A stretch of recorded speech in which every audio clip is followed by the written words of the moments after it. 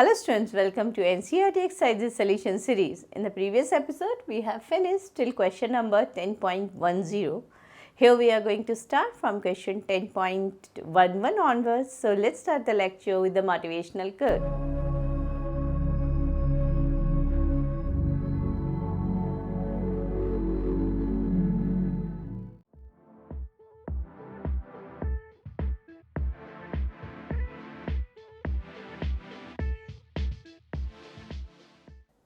Start करते हैं question 10.11।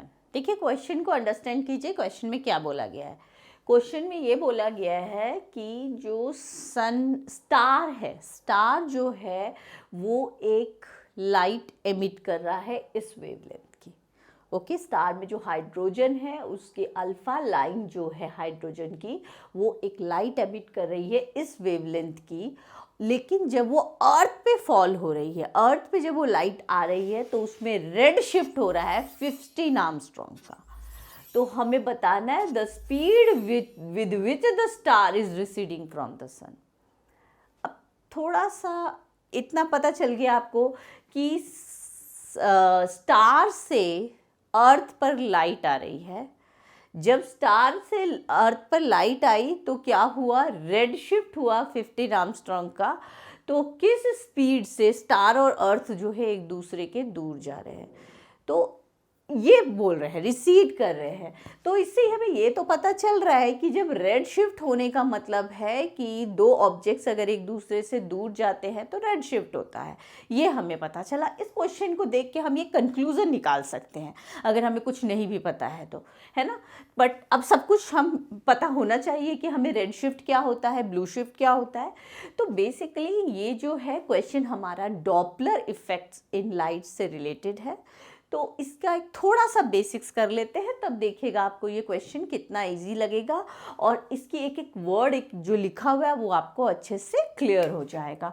तो ये बोला गया है डॉपलर इफेक्ट इन लाइट्स में कि अगर हमारे पास सोर्स है और ऑब्जर्वर है, ठीक है, यहाँ पर सोर्स अगर बोले तो स्टार है और ऑब्जर्वर जो है वो अर्थ है, ठीक है।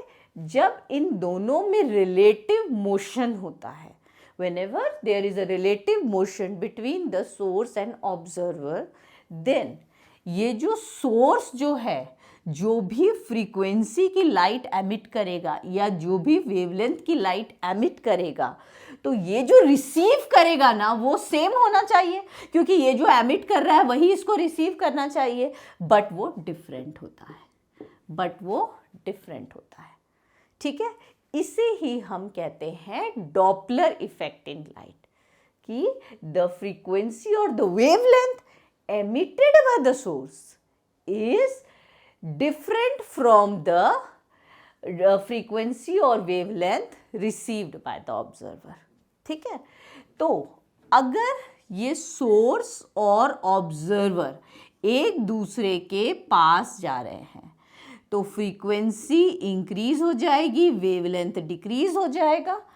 फ्रीक्वेंसी मतलब एपरेंट फ्रीक्वेंसी मतलब होता है जो ये फ्रीक्वेंसी को रिसीव करेगा उसे एपरेंट फ्रीक्वेंसी कहते हैं। जो ये फ्रीक्वेंसी एमिट कर रहा है उसे हम क्या कहेंगे, ट्रू फ्रीक्वेंसी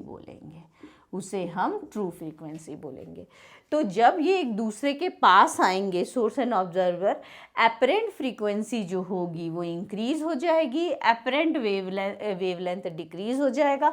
वेवलेंथ कम होना मतलब ब्लू शिफ्ट आप ऐसे याद रख सकते हैं। ब्लू का वेवलेंथ जो है रेड से कम होता है ना, तो व्हेन दोनों एक दूसरे के पास आएंगे देन एपरेंट फ्रीक्वेंसी जो है वो कम हो जाएगी, मतलब ये जो फ्रीक्वेंसी एमिट कर रहा है तो उससे लेस फ्रीक्वेंसी वो रिसीव करेगा, वेवलेंथ बढ़ जाएगा and that is called blue shift.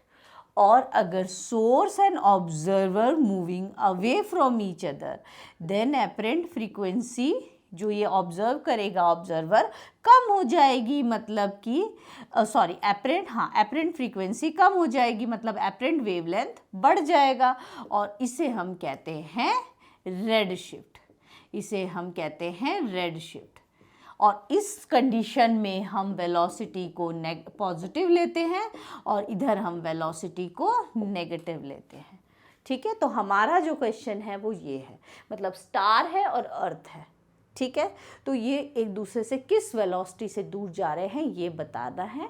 अगर इनमें रेड शिफ्ट हुआ है तो रेड शिफ्ट जो है तो उसका वेवलेंथ हम कैसे निकाल सकते हैं, lambda dash minus lambda, that is delta lambda, ठीक है, तो ये हमें इसमें गिवन है। तो अब देखिए ज़रा, जो हमारा फ्रीक्वेंसी जो सोर्स वेवलेंथ जो सोर्स एमिट कर रहा है, इस वेवलेंथ की लाइट जो है सोर्स एमिट कर रहा है, लेकिन पहुँचते पहुँचते उसमें शिफ्ट हो गया। अपरेंट वेवलेंथ निकालने की ज़रूरत नहीं है, लेकिन डिफरेंस इन वेवलेंथ आपको दिया हुआ है, दैट इज़ कॉल्ड शिफ्ट। ये आपको दिया हुआ है। वो वेलोसिटी फाइंड करनी है जिस वेलोसिटी से वो एक दूसरे को रिसीड कर रहे हैं। क्यों रिसीड कर रहे हैं, बिकॉज रेड शिफ्ट हुआ है। अगर ब्लू शिफ्ट होता तो वो एक दूसरे को अप्रोच करते। तो ये कॉन्सेप्ट याद रखिएगा। वी पॉजिटिव लेते हैं ब्लू शिफ्ट, एक दूसरे को अप्रोच करते हैं। वी नेगेटिव लेते हैं रेड शिफ्ट, एक दूसरे से दूर जाते हैं। तो ये हमें फाइंड करना है। तो डेल्टा हमारे पास फॉर्मूला है, delta lambda is equals to minus plus V upon C into lambda. अब बहुत सिंपल है, सब्स्टिट्यूट करनी है सिर्फ वैल्यू। ये गिवन है, सी तो हमें पता है velocity of light, and lambda हमें गिवन है। तो हम यहाँ से वी कैलकुलेट कर लेंगे। क्योंकि हमें ये रेड शिफ्ट है तो हम क्या कर सकते हैं, वेलोसिटी को सिर्फ नेगेटिव ले सकते हैं, ब्रैकेट में लिख देंगे रेड शिफ्ट या एक दूसरे को रिसीड कर रहे हैं, दूर जा रहे हैं एक दूसरे से, ठीक है। इसका वैल्यू 15 दिया हुआ है। मैं आर्मस्ट्रॉन्ग में ही रहने दे रही हूँ, बिकॉज यहाँ पे Armstrong and Armstrong unit will cancel out, तो करने की ज़रूरत नहीं है। अदरवाइज न्यूमेरिकल करते वक्त हम लोग SI सिस्टम में ही रखना चाहिए हमें, ठीक है। 3 × 10⁸ एंड वेवलेंथ कितना है 6563। 10⁻10 10⁻10 यहाँ कैंसिल हो जाएगा, इसलिए मैंने आर्मस्ट्रॉन्ग को चेंज नहीं किया। तो 15 × 3 × 10⁸ upon 6563 is equals to V, negative sign ले लेती हूँ इधर, ये 45 हो जाएगा। ये 3 ज़ीरोज़ यहाँ से ले लेते हैं, ठीक है। तो ये 5 हो जाएगा और ये 6563 with negative sign equals to V, right. अब इसको डिवाइड कर दीजिए, तो यू विल गेट, इसको डिवाइड करेंगे then you will get approximately 6.8 × 10⁵ metre per second. तो इस वेलोसिटी से स्टार जो है वो अर्थ से दूर जा रहा है, ओके। नेगेटिव साइन शो कर रहा है आपका ब्लू शिफ्ट का, या फिर वेवलेंथ इंक्रीज हो रहा है, अपरेंट फ्रीक्वेंसी डिक्रीज हो रही है जो रिसीव कर रहा है, और अपरेंट वेवलेंथ जो है वो इंक्रीज हो रहा है, ये सिग्निफाई करता है। स्टार्ट करते हैं क्वेश्चन 10.12। देखिए इसमें explain how corpuscular theory predicts the speed of light in medium say water be greater than the speed of light in vacuum. इसमें बताया गया है कॉर्पस्कुलर थ्योरी में किस तरह से वाटर की स्पीड, मतलब वाटर में स्पीड ऑफ लाइट को ग्रेटर बताया गया speed of light in vacuum, okay. तो देखिए अगर सपोज कर लेते हैं कि हमारे पास एक इंटरफेस है XY जो कि दो मीडियम को सेपरेट कर रहा है, किस किस को, वैक्यूम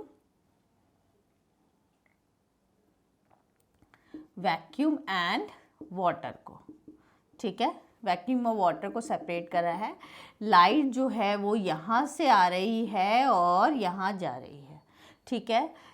ये इंसिडेंट एंगल हो गया, ये रिफ्रैक्टिव एंगल हो गया, रिफ्रैक्टेड एंगल हो गया। तो हमें बताना है कि according to corpuscular theory speed इसमें ग्रेटर होगी इससे, मतलब हमें बताना है how speed in water is greater than speed in vacuum. किसकी स्पीड? डेफिनेटली लाइट की स्पीड, ओके। ये बताया गया था कॉर्पस्कुलर थ्योरी में। कैसे एक्सप्लेन किया, कॉर्पस्कुलर थ्योरी को कैसे एक्सप्लेन किया गया ये हमें बताना है।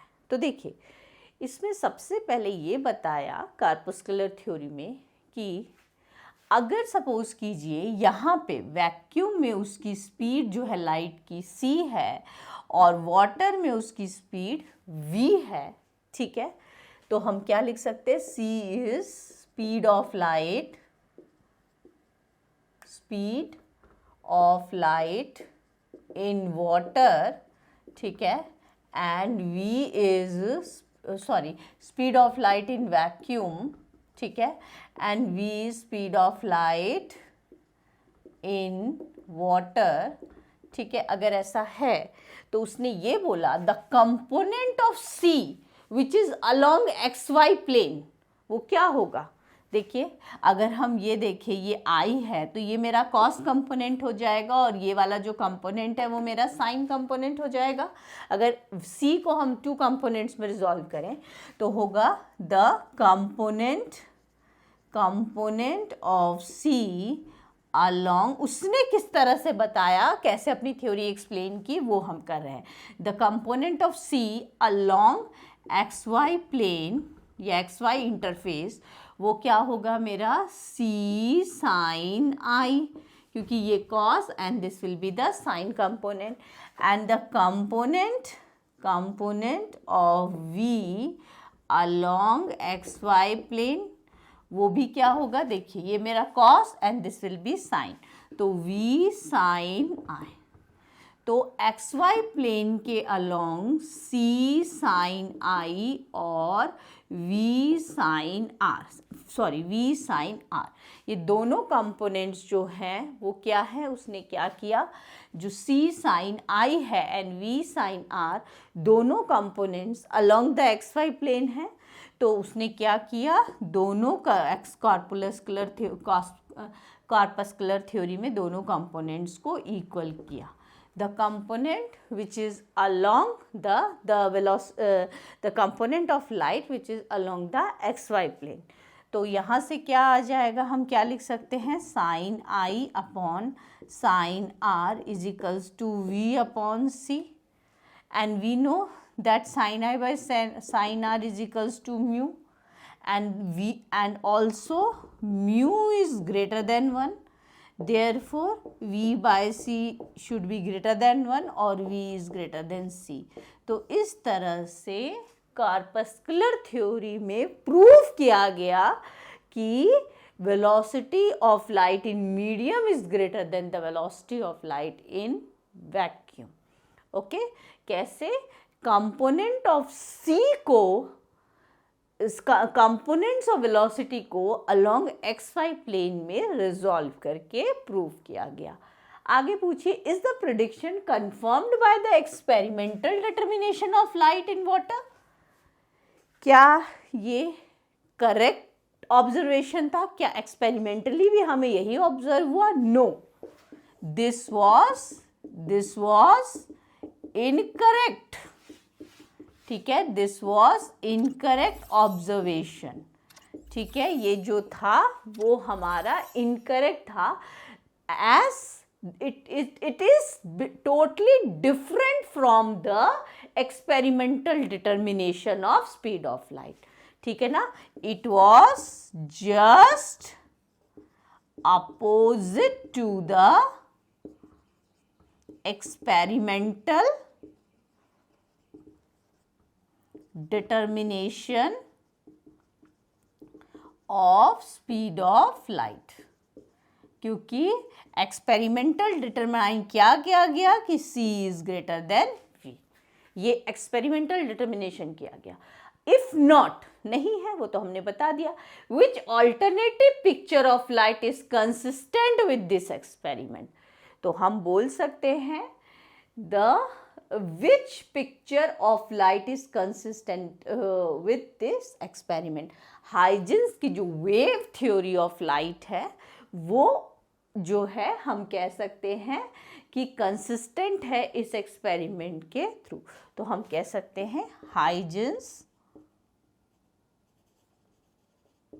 Wave theory of light is consistent, ठीक है, is consistent with this experiment, क्योंकि उसमें जो बोला गया sine mu is equals to c by v, mu is equals to क्या बोला गया उसके अकॉर्डिंगली c/v।